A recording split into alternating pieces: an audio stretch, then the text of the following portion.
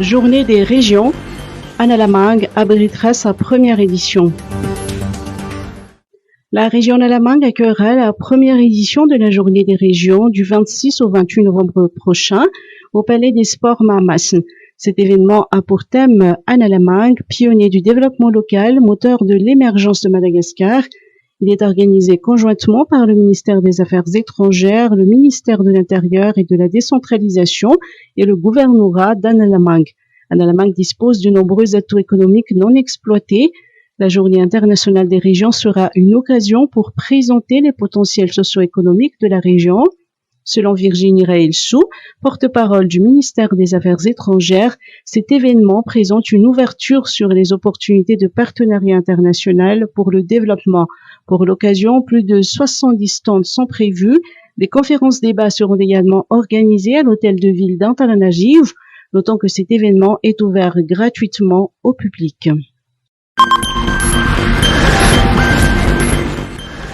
Salon vote du 25 au 28 novembre à Antanmen. Vita Malagas à l'ère du numérique, tel est le thème de la 7e édition du Salon de la créativité vote qui a ouvert ses portes aujourd'hui. Ce salon est organisé par la Chambre de commerce et d'industrie d'Antananarivo, CCIA, et se tient à l'annexe CCIA Antanmen pour marquer la célébration de son centenaire. La présidente nous apporte plus de précisions. En fait, ce salon est particulièrement important parce qu'il intervient à un moment où la Chambre de commerce et d'industrie d'Antananarivo fête ses 100 ans. Donc, il entre dans le cadre des festivités pour célébrer ce centenaire. Et nous avons aussi voulu le marquer par rapport aux circonstances qu'on vit actuellement dans le pays. Donc, on met l'accent sur la technologie, les technologies de l'information et de la communication et tout ce qui est e-commerce pour pouvoir relancer les entreprises après la crise de la Covid. Suite à la crise sanitaire qui a affecté toute l'économie, la CCIA a décidé de soutenir et de développer les activités des entreprises membres. Alors, nous avons commencé à soutenir les membres au moment de la crise par la mise à disposition d'un service de mailing gratuit pour faire connaître leurs produits et pour qu'ils puissent faire de la promotion.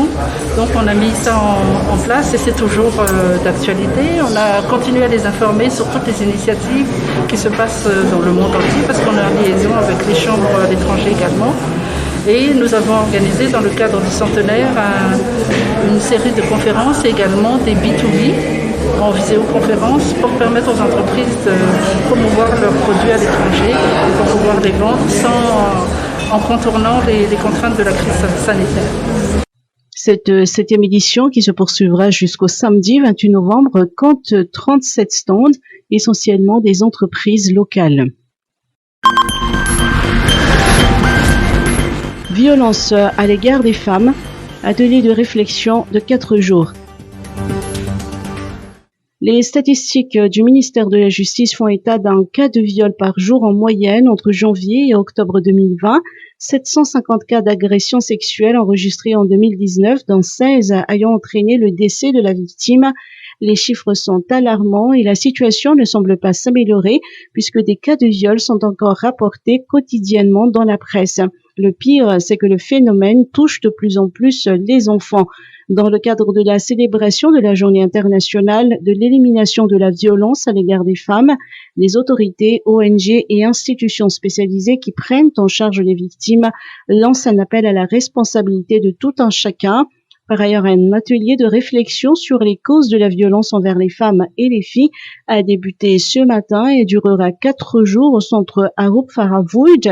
L'objectif est d'identifier les origines du problème afin de trouver des solutions adaptées.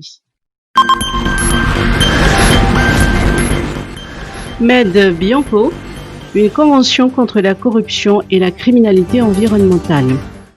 Le ministère de l'Environnement et du Développement durable renforce la lutte contre la corruption qui facilite la criminalité environnementale. Il a ainsi conclu une convention de partenariat avec le Bureau indépendant anticorruption ou Bianco. La cérémonie de signature de cette convention a eu lieu hier à Mbadbe entre le ministre de l'Environnement, Bomyavsi Vainalararnejin, et le directeur général du Bianco, Lazairi Gadona Andjenejin. Lors de son discours, l'ASA Eric Donadianeri a mis l'accent sur la volonté du Bianco de transférer son expérience et son expertise en matière de lutte contre la corruption. Écoutons ses explications. En ce qui concerne le ministère de l'Environnement, en quoi consiste ce mode opératoire lorsqu'on essaie de le mettre en œuvre? Tout d'abord, à transférer l'expertise, si on peut parler ainsi, acquise par le Bianco depuis son existence, c'est-à-dire depuis 16 ans. Autrement dit, à l'issue déjà de cette première phase, le partenaire, en l'occurrence le ministère de l'Environnement, va donc adopter une attitude qui consiste à se dire « je suis propriétaire de cette lutte, je suis concerné. Et maintenant, je dispose de tous les moyens pour lutter au même titre que le Bianco. » Oui, c'est ça l'idée.